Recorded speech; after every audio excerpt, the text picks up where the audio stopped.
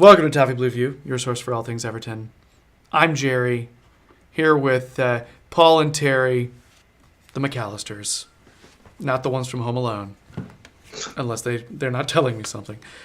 So, gentlemen, we're going to wrap up coverage this week with transfer rumors of the past. There should be an echo there. Transfer rumors of the past.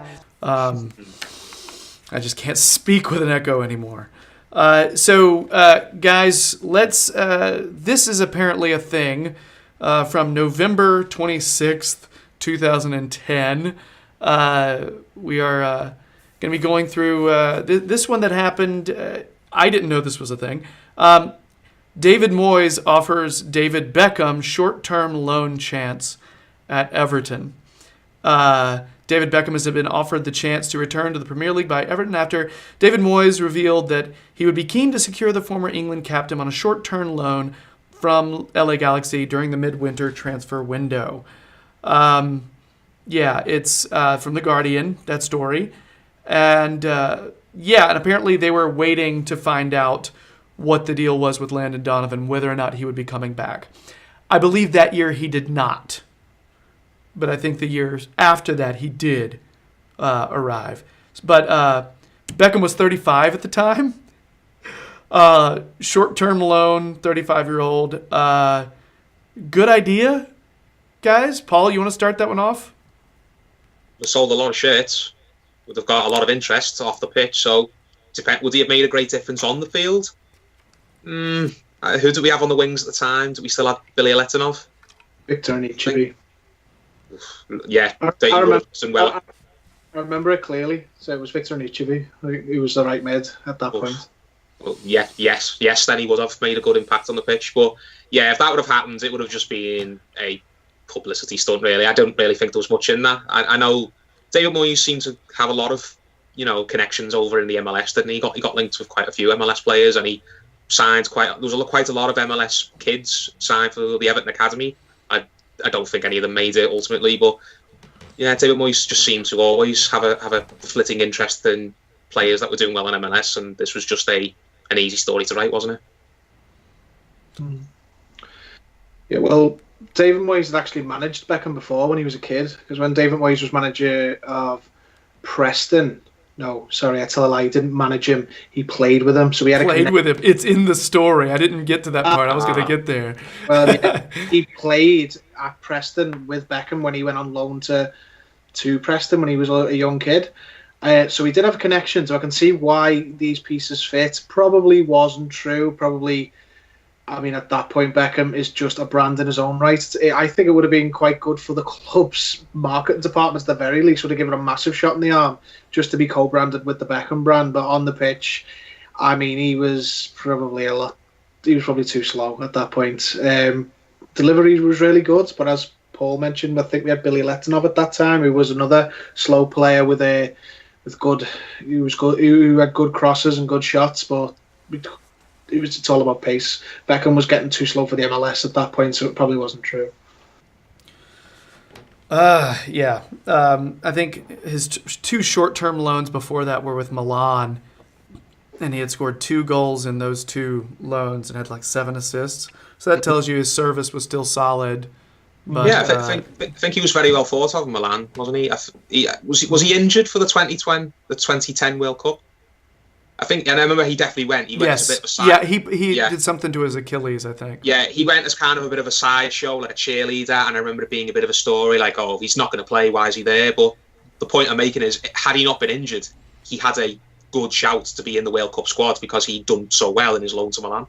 So, he did well at Milan because Serie A is a lot slower. Wouldn't have worked here. It was still all about pace. Yeah, true. But yeah, what I'm saying is basically his career didn't go out like with a whimper, did it? Really? He still played at a fairly high level till his last day. Didn't he finish at Paris Saint-Germain? Yes.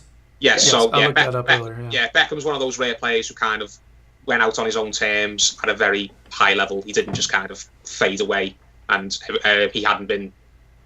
He hadn't been any good to anybody for years, like a Michael Owen or an Emil Heskey, England players from the same generation as him.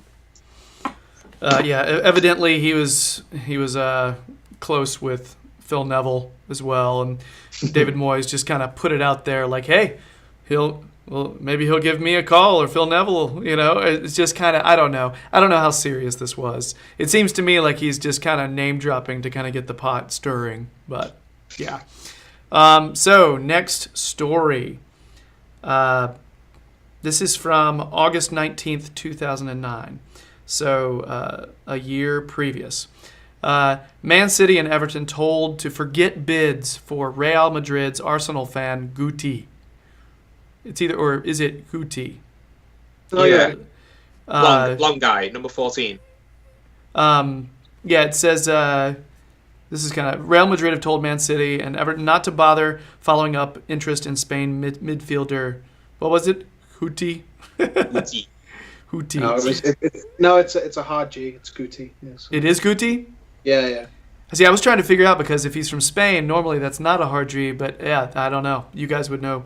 I've literally never seen the man play and registered that So, evidently the Premier League, along with Galatasaray, have reportedly inquired about the Bernabeu vice captain, but despite Madrid's desperation to offload players, neither head coach Manuel Pellegrini or Director General Jorge Valdano are prepared to sanction Guti's departure. 32-year-old midfielder.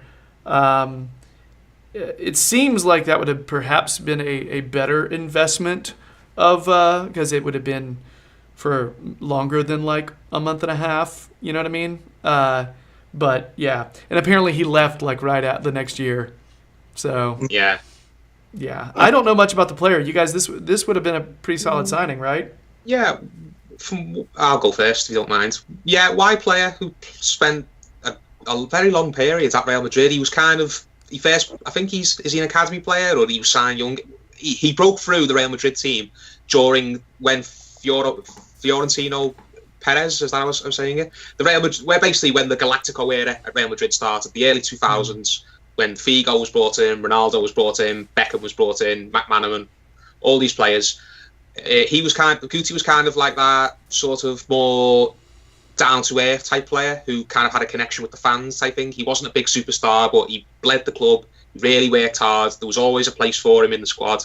He'd always managed to get between 25 and 30 appearances in a season, and he was just a very solid, underrated player who probably could have played a lot more matches if he had left Real Madrid. But Real Madrid's one of those clubs that you're going to be happy to sit on the bench, aren't you?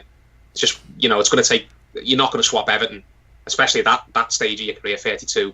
When you're just loved at Real Madrid. Correct me if I'm wrong, I believe I don't know if he still is, I know he was last season, I believe he's now the Real Madrid youth manager. I think when Zidane was bumped up from, if they call it Real Madrid Castilla, is that how you pronounce it? Basically the Real Madrid B team in the lower leagues. I think when Zidane moved from there to manage the main team, I think Guti became the youth team manager, and he kind of had a bit of an outside chance to become their manager this season. Obviously, he didn't get it. It's gone to the former Spanish manager, but I still think Guti is involved at a high level at Real Madrid now. Wow. So, good luck to him. Terry, did you get to see him play much? What kind of a midfielder are we talking about here? Magnificent player. He doesn't get the recognition he deserves because he was in a team of superstars, the Galacticos with Figo, Ronaldo, the original Ronaldo. Raul, he was outstanding. Wow. He was who can I just compare him to? He was sort of like not a defensive midfielder. He was their normal midfielder. He wasn't like skinning everyone or anything like that. But there's a highlights video of his assists that's on Twitter that went around the other day. I've just tagged you in it. You wait until you see some of the things he used to do. Even at 32, I don't think we'd have got him. Even if he was willing to, I think one of the bigger clubs would have come in and said, "No, we're having him." I genuinely think even at that time he might have gone somewhere like Arsenal and had 2 or 3 years there. He was a very good player. Wow. He was a very good, underrated because he was in a team of stars and he was an academy player. One of the glue type players who holds the players together. Like Fernandinho at Cities doesn't get all the plaudits that the De Bruyne type players get, but a brilliant player. Wow. would have made a big difference. I'm definitely going to be watching that highlights video. I'm kind of psyched now. So last... First assist is filthy. What you see him do in the video, it's unbelievable. Awesome. That's one of the cool things about doing these transfer rumors of the past. I'm selfishly getting hooked up with all this new knowledge. It's kind of rad. So lastly, from June 25th, 2013, and I remember this one, and I remember being kind of bummed we didn't make this happen. Martinez eyes Japan's in-form Honda with interest in midfielder Fellaini hotting up. It says Everton are keen on signing Japan midfielder Kazuki Honda from CSKA Moscow. Honda, 27, has returned to Premier League radars by impressing at Confederations Cup, but is also being tracked by where he end up going, AC Milan. So yeah, I think at the time we were looking for a number 10. We needed one pretty badly. I remember wanting one of those for a long time, kind of at the end of the Martinez era. Yeah, this was 2013. So guys, let's pretend like we signed Honda. Could this have been that number 10 that we were really looking for? Could he have done the job? Terry, you want to start this one off? Probably not. He's quite lightweight. He's a good player, but there's been a lot of good players who've come and not really done it. I think he would have been Klassen before Klassen. He would have been like that. He'd have been a skillful player. Wouldn't have suited here though. Wouldn't have suited Everton, and he wouldn't have suited this league. He was right to go to Italy, where he'd have more time, space, and wouldn't be expected to do as much physical work and as much at pace. So, good player, wouldn't have fit here. What do you think, Paul? Yeah, he was one of those players who, if he goes kind of plays anywhere across the, what's it, number 10 or a number 7. He can play anywhere across the front three, basically, apart from being the out-and-out striker, which he's used occasionally. But yeah, predominantly in his career, he's been a number 10. Honda, I'd have been interested to see what he could do. I mean, he's a massive name in Asia, massive name. He'd have helped our marketing out there a lot. I think him and is it Kagawa? Oh yeah, Shinji Kagawa. They are absolutely massive in Asia. The same way Hernandez is in Mexico, something like that. Our share sales would have gone through the roof, like Tucson in Turkey. So yeah, I'd like to have seen what I could have done, but I think he could have got a move to a bigger club at the time, and evidently he did. He went to AC Milan, and again, AC Milan are one of those clubs, even if they've not had the best time of it the last decade, they're one of those clubs that a lot of these players from Asia or South America are going to look at and go, man, if I can go play in that stadium in front of those fans and wear that famous shirt, I'm probably going to take that, even if it means taking less money. So yeah, Honda, we'll file that under. Disappointed we couldn't make it happen, but yeah, I don't blame the guy for swerving us one bit. I blame him, the jerk. That is one I actually wanted to happen. I felt like we were dying for some creativity in the center at that time. It was frustrating to watch us not be able to crack into the box and just pass around. I hated watching it. Grr. Flashbacks. But yeah, that's all of our transfer rumors from the past. So guys, that wraps that segment up, but it also wraps up the big show. So yeah, also please make sure you're subscribed to the Toffee Blues YouTube channel. Yeah, we're well over 1,000 subs now, trying to get to 1,200. So thanks for that. Check out both these gentlemen. They're on the Liverpool Echo fan jury. And also you can find Paul on the Toffee Blues website. But you should just go to the Toffee Blues website in general anyway. All things Everton there. Lots of analysis from some smarties. Some really smart guys that care about the game, care about Everton. Check it out. Also follow the Toffee Blues on Twitter, Facebook, Instagram. No more plugging. I'm plugged out. Gentlemen, thank you very much for your time. It's always great to talk to you guys. Yeah, so for Paul.